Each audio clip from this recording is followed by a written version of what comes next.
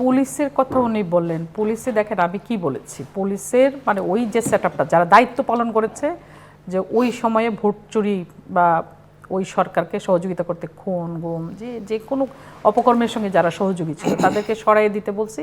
এবং বলছি যে মানে নতুন সেটআপ লাগবে। তার মানে এই না যে এটা বিএনপির লোকজন হতে হবে।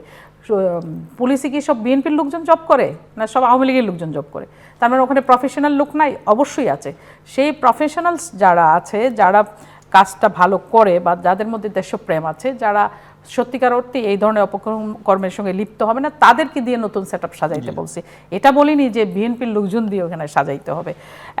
এবার বলছেন উনি কি শিক্ষা ব্যবস্থার কথা বলছেন। শিক্ষা ব্যবস্থাকে ঢেলে সাজানোর জন্যই তো এত বরাদ্দ দেওয়া হয়েছে। এবং আপনার এই নতুন নতুন যে বিষয়গুলো আসছে, আপনার ক্রিয়েটিভ অর্থনীতি বলেন, আপনার কারিগরি শিক্ষা বলেন, এই যে এগুলো তো শিক্ষা খাতে আমরা কেন এত বরাদ্দ দিলাম? এগুলোকে বাস্তবায়ন করবার জন্য, যে আমরা যদি নতুন প্রজন্মকে ভবিষ্যতের বিশ্বকে মোকাবেলা করবার জন্য তৈরি করতে না পারি, তাহলে তো আমরা আগাইতে পারবো না। তাদেরকে যাতে আমরা সেইভাবে তৈরি করতে পারি, সেই জন্যই কিন্তু এই প্রকল্পগুলো নেওয়া হয়েছে বা শিক্ষা খাতে এত বরাদ্দ দেওয়া হয়েছে।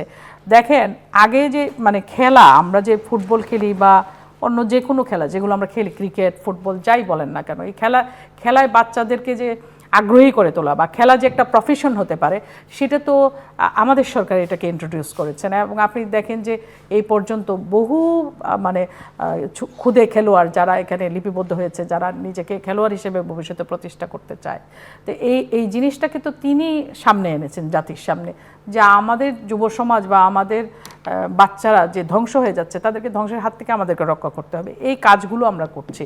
এখন আপনি যদি ওভারনাইট সব কিছু চেঞ্জ চান, আপনি বিচার বলেন বা তারপরে অর্থ পাচারের কথা আপনি বলেছেন, অর্থ পাচার যেগুলো হয়েছে সেগুলো ফেরত আনার জন্য অবশ্যই সরকার চেষ্টা করবে এবং সেগুলো নিয়ে সংসদে মানে এন্তার আলোচনা হয়েছে। বিরোধী দলও কথা বলেছেন, সরকারি দলও কথা বলেছেন। বিরোধী দলও কিন্তু আপনার এই যে ব্যাংকের বিষয়ে কথা বলেছেন, যে ওইখানে আপনার ইসলামী ব্যাংক নিয়ে ব্যাপক ডিবেট হয়েছে ওইখানে। সুতরাং এটা নিয়ে আমি আর নতুন করে কিছু বলতে চাই না। নিশ্চয়ই সরকার ওই ব্যাপারে কনসার্ন আছেন যে বাংলাদেশের ইকোনমিকে কিভাবে আরও ডেভেলপ করা যায়, এটা মাথায় আছে।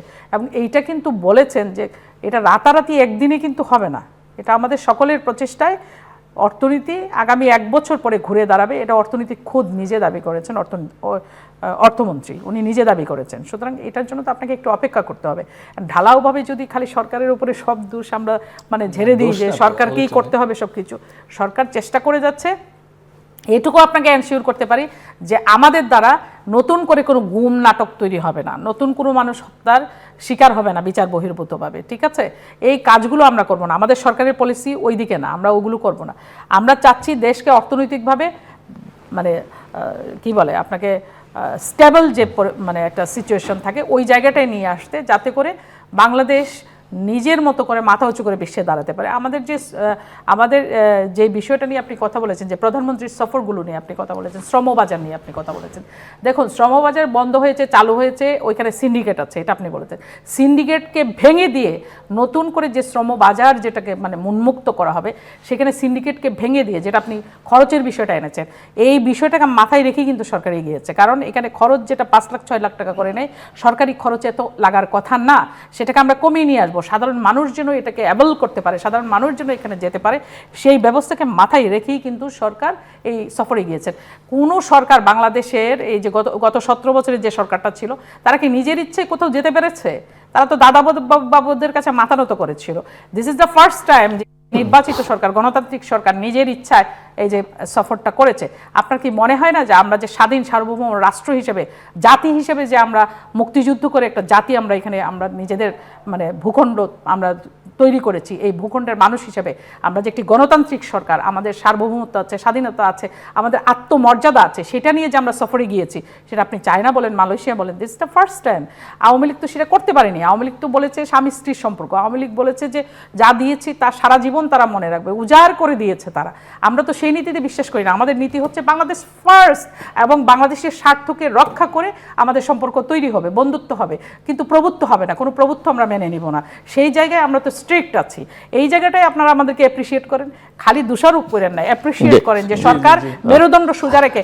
আমাদের প্রধানমন্ত্রী কিন্তু মেরুদণ্ড সোজাভাবে জোড়া লাগেনি। 11 সরকার যে ওনার উপরে নির্যাতন করেছে, উনি আপনি দেখেছেন বিএনপি বিটির সাংবাদিকদের সঙ্গে উনি কিন্তু পরিষ্কার বলেছেন যে এখনো যদি এক্সরে করা হয় দেখা যাবে যে আমার মেরুদণ্ডের হাড়টা সোজা হয়ে জোড়া লাগেনি, ওটা বাঁকা হয়ে আছে, এখনো পাওয়া যাবে এক্সরে করলে। তাহলে এই যে অত্যাচারটা হয়েছে, উনি কিন্তু তারপরে কি বলেছেন, উনি বলেছেন যে আমি প্রতিহিংসার রাজনীতি করতে চাই না, আমি প্রতিশোধ নিতে চাই না, কিন্তু বিচারের ঊর্ধ্বে তো কেউ না।